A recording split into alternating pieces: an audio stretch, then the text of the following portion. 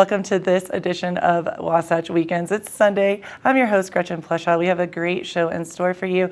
We talked to a representative over at Edward Jones, as well as we talked a little bit about holiday depression. Yes, sometimes the holidays can get you a little blue, but we have a great show. So sit back and relax, get that cup of coffee, and let's take a look at the weather. This weather report is brought to you by Sun and Ski Sports, your new mountain sports headquarters.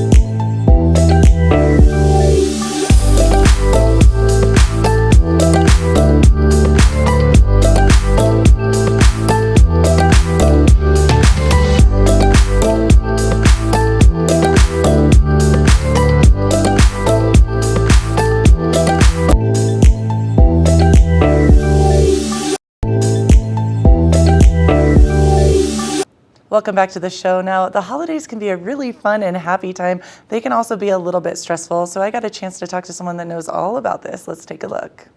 Now I have Raul Andrews Jr. Esquire, the Executive Director, American Psychiatric Association Foundation. That is quite the mouthful, and you're an amazing human being. I've already enjoyed chit-chatting with you. How are you doing this morning? I'm good, Gretchen. How are you and your audience? We're doing really well. You know, a little hungry after that segment, but we're feeling good. No, I am so excited to speak to you for so many reasons.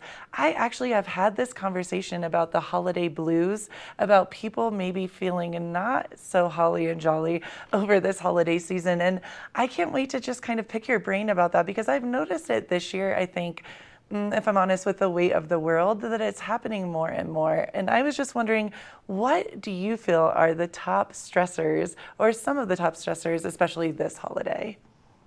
So we do a poll every year at the American Psychiatric Association and the Foundation, and we ask Americans, what are you stressed about? And what Americans told us this year, they're more stressed this year than they were last year, with over half of Americans believing they cannot afford the holiday season. Okay. That these are some pocketbook issues around bringing people to get the perfect gift so I can create the perfect holiday. If I can find the perfect gift, can I secure it in time to deliver it on time? And more importantly than anything else, I got all these friends and family coming to the table, and I don't know if I can afford the food to put around the table to feed everybody. Well, and that makes complete sense, and it's interesting, right? Because it's coming from a beautiful place in your heart and an amazing feeling of wanting to give and not being able to. So that's an interesting kind of, I don't know, cross emotions there, because you want to do for others, but feeling like maybe you can't, or you don't have the funds to do so.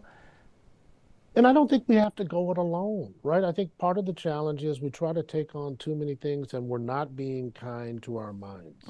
And so the gift that we're going to give this season that's not going to cost us anything is we're going to be kind to our minds, because if we're kinder to ourselves, then we're going to be able to spread some joy and some hope to others. And that's what we want to encourage everybody to do. And as we're being kind, when we think about gifts, for example, maybe it's a gift exchange this year, that I don't have to be responsible for providing gifts for everybody. We're going to pass around the hat or the digital hat. If it's around the food, maybe I'm not personally responsible. I know I don't, want to be personally responsible for providing all the food and the cooking. We're going to leave that to Tracy Miller. But for those who need a little help, let's make a team effort out of this, a family effort out of this, that everybody's going to contribute as they can to the meal. We don't want to stress out other people. The people who can't cook, they can always go buy ice, Gretchen. We need ice. I'm like, are you looking at me, Rel? I knew that you were talking about me with a non-cooking moment. But I love to eat, Gretchen, so. No, but I understand what you're saying, and I think that's a really positive message, is just to feel good and healthy inside of yourself, and really the mental health piece is huge, right? And to be able to feel good about yourself, to do good for other people, and to lessen those stressors by, just like you said, instead of maybe getting 15 gifts, say, hey guys, it's been a little, we're all a little stressed about finances this holiday season. Let's pick out of a hat, have one or two people that we get a gift for. I think that's brilliant. And then we're going to put a cap on it. Everybody has to decide for themselves what is the cap and be honest about the cap, that it's reasonable for everybody who's going to participate. And then, more importantly than that, I think we also want to look for those signs and symptoms, even as we're talking about these things. And if people are pulling back or pulling away, or they're irritated or agitated when it doesn't seem like this should be something that is that serious, then maybe it's not holiday stress. Maybe it really is something deeper than that. And one of the things we've tried to do, working with our doctors at the American Psychiatric Association, we launched a campaign, a nationwide multimedia campaign that is called Mental Health Care Works. And mentalhealthcareworks.org is going to give you not only some tools, some tips, and some resources, but it shows you some real live personal stories of people like Diego and Simone and Gretchen, who've been on their own journeys and talked about every day. Gretchen's not a bowl of cherries, but sometimes with a little help, I can live whole and well. You know what, I really respect that, and I think that's very powerful, because so oftentimes I do believe that sometimes we don't know, we don't see those kind of red flags, for lack of a better word, to see that maybe our friend is really hurting, and it does go beyond just the stressors of the holiday. So I think that's brilliant to be able to watch these videos, watch these clips, and say, hey, I'm kind of seeing that behavior in someone I know, and maybe it does go deeper. So that's absolutely brilliant. I love that you have those resources, because that was my next question, is what are the resources that the APA has to help people? And that's beautiful. So Mental Health Care Works is there for you. Nobody's going to know you're poking around the website. You can do it on any device that you prefer. But if somebody in your audience or your family and friends network really needs help right now, what we're encouraging everybody to do is use the 988 National Crisis Helpline. And that 988 is a call or a text to a counselor. It's confidential. And basically, they can get you on the journey to getting some help, because it may be holiday stress. And it's okay to get help if you need help with holiday stress. But if it really is something deeper and heavier, the best gift we can give this season is the gift of kindness. We're going to be kind to our minds, and we're going to get the help if we need it. And we're going to applaud those who get the help they need, even if it's us. And Raul, I'll be really honest with you. I actually personally have used the line, and I have talked to a counselor through you guys. A couple of years ago, I went through a really tough situation, and it really helped me. So thank you. And quite frankly, I had forgotten about that until you just brought it up. And it is very easy to use. The people really care. I could feel very loved, supported, and it's just a brilliant option. So thank you guys for doing all that you do. And Gretchen, we're sorry for whatever you experienced, but we applaud your courage in telling others that you struggled, because we all have stress and we Yes. all struggle. Yes. But we're here for each other if we're kinder about it, so that Yes. if you need help, you can get help. I love that you said that, and thank you as well, because sometimes it is hard to kind of speak up and reach out, but it did change the trajectory for me as far as just talking to someone. I think sometimes we get nervous, maybe even speaking to a friend or a loved one, and just having someone there that doesn't, know your personal story, but is there to listen and care. It really makes you feel not alone. And this holiday season especially, I think that is really important for people to remember. So thank you for all that you guys do, truly.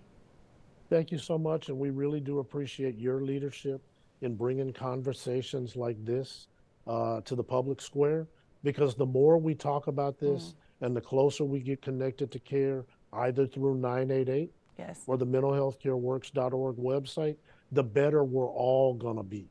And that's what we want to be, Gretchen, is Yes. whole and well. Thank you so much for everything you do. You're an amazing human being, and we really appreciate you, and I hope to speak to you again soon.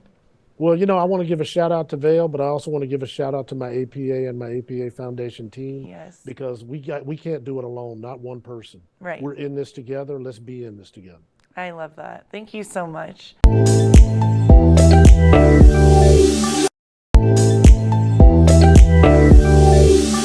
Welcome back to the show. Happy Sunday. Hopefully you're having a great day. Our very own Julio got a chance to talk to a representative over at Edward Jones. Let's check it out. Welcome back to the show, everyone. Now, if you're anything like me, then you know that personal finances can be a little bit of a struggle sometimes.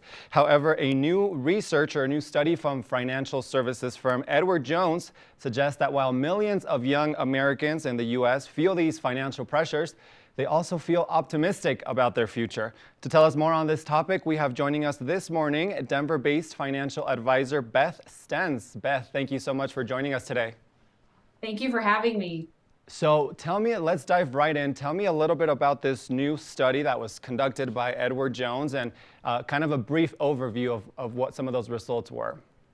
Yeah, this was really a fun one for me to get the results for. We as a firm are really interested and passionate about what the future of financial advice is going to look like.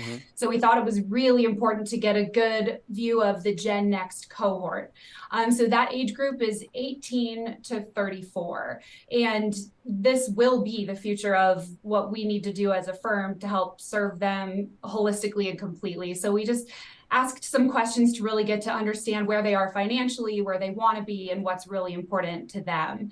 And what we found, one really interesting thing that we found is 80% currently view themselves as struggling to survive, and they're really just getting through paycheck to paycheck, but they're extremely optimistic about their future.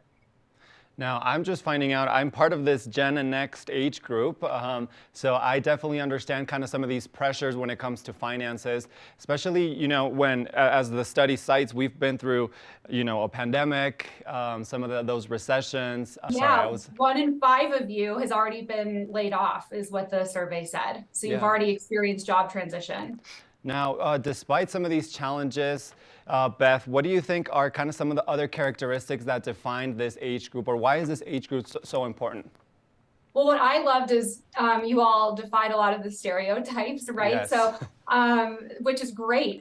You were found to be resilient, optimistic, action-oriented. You value face-to-face connection. So of those surveyed, most of them said they felt happiest when they're spending time with their friends and family. You're also the most diverse cohort. So half identify as non-white and 20% LGBTQ+. Also the most educated cohort in history. So 1 in 3 have college educations, 1 in 4 have a bachelor's degree or more. Really impressive group. Yeah, no, we are definitely a resilient group. And like I said, we've been through a ton, but I think the fact that we're all so optimistic about our future really speaks to kind of that, some of those characteristics that you mentioned. Now, in terms of our approach to work or finances, Beth, what are you guys seeing with this age group?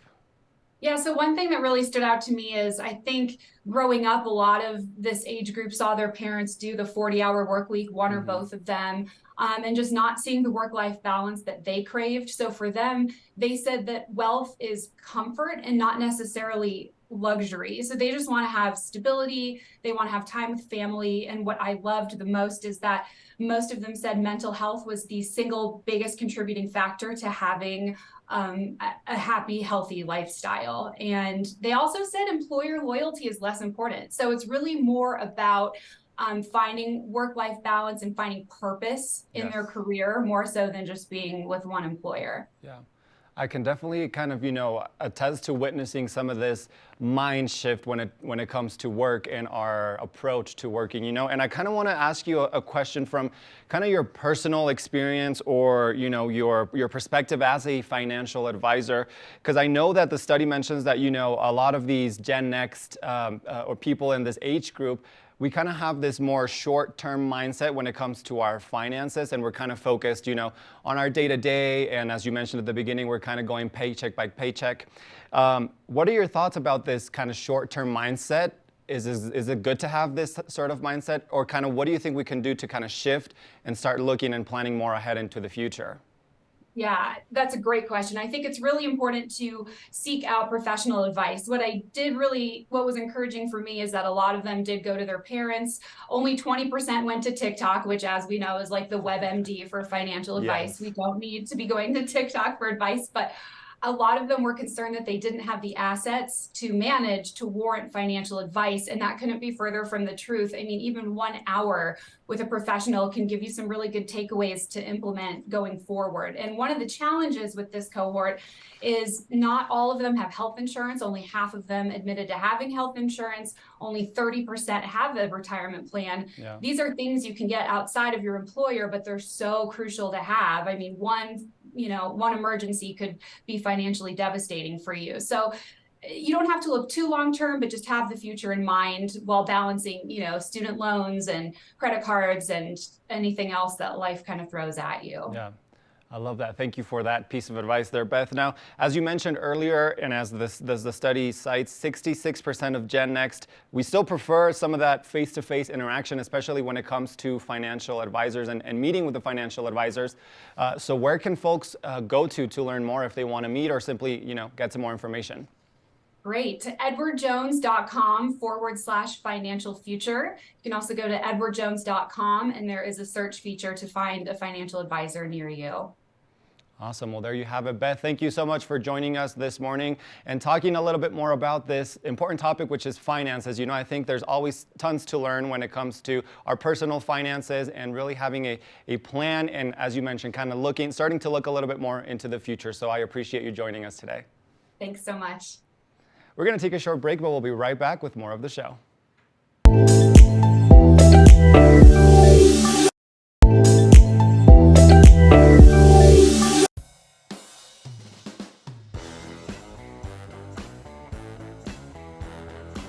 I'm Taylor Smith. I have a studio in Indianapolis, Indiana, and this is my work.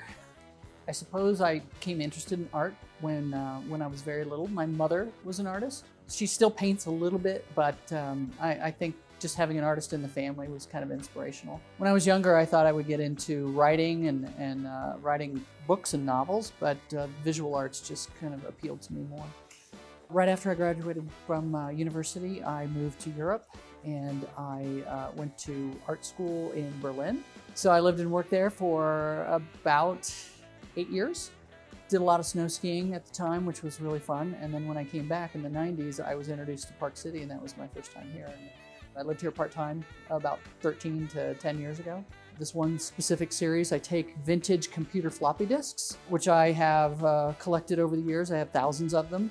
And I will create a panel that I epoxy the discs to, and it becomes a painting surface. And it's very interesting because all of the original software programs and data is still on the discs. So it kind of becomes this multi-dimensional piece of art. It's almost sculptural in a way.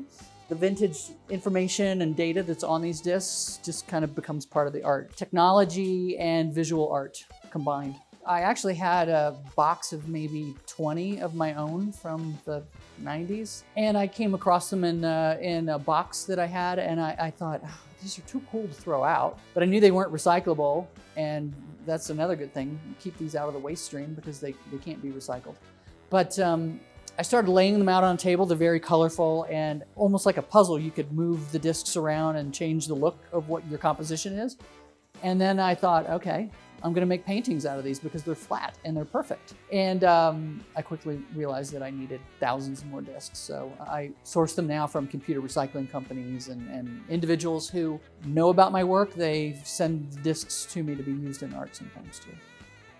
I began more as an abstract artist, completely abstract. And over the last 15 years, I would say I've become more and more figurative. But I do have some series where I paint on paper and canvas and wood panel. Without the floppy disks. I kind of mix a lot of the pop art that I grew up with, that I'm influenced by, some of the fashion logos that you see everywhere now, kind of nostalgia blended with today's culture. Some of the iconic images that I choose for the work are based on what I was exposed to when I was growing up. My parents were very astute art collectors in the 60s and 70s, and I recall seeing them go to many shows of the 60s pop artists. That's kind of a big influence. And I choose some of the images because of what I'm familiar with, and also some of them that I'm inspired by Park City itself and the surrounding mountains and snow. For instance, this series of love paintings, I've kind of made them a little more specific to Park City because I have a love of snow and skiing, and I create a lot of pieces with the love, and then there's different interpretations that people have of love. Some people have anxiety, insecurity, and some of these comic book type of phrases in them reflect that. And then some people simply have a love of skiing or snowboarding, and I've tried to incorporate that too. It's a little humorous and specific to the area, I think. I met Colby through another artist who shows here at one of Colby's galleries, and he introduced them to my work. Colby and Kelly sent me an email and said that they really thought the floppy disk paintings were interesting and would do well here. I sent, I think, 6 paintings out just after Christmas a year ago, and almost immediately all of them were sold, and I just have honestly been painting overtime to keep up. They do really well with these paintings here. I would say my goal is to just keep coming up with new ideas and creating pieces of art that people enjoy hanging in their homes. Well, I hope you will come down to Pando Gallery and check out my work. It's here all year long, and I'll try and be here as often as I can.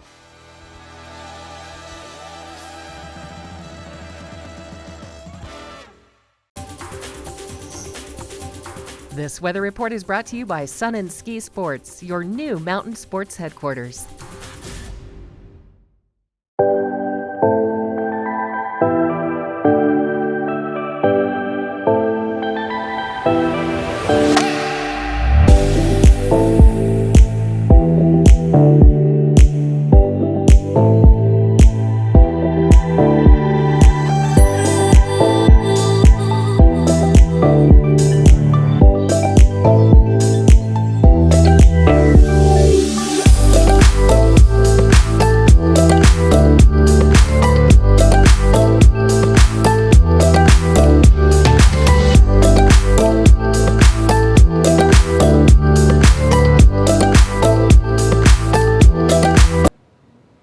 I really hope you enjoyed the show. Happy Sunday. What an awesome show we had today. Learning a lot about, if you're feeling a little blue this holiday, what to do to get back and feeling more like yourself, as well as talking to the awesome human being, Edward Jones. Get on out there, have a great Sunday, soak up that sunshine, and we'll see you next time.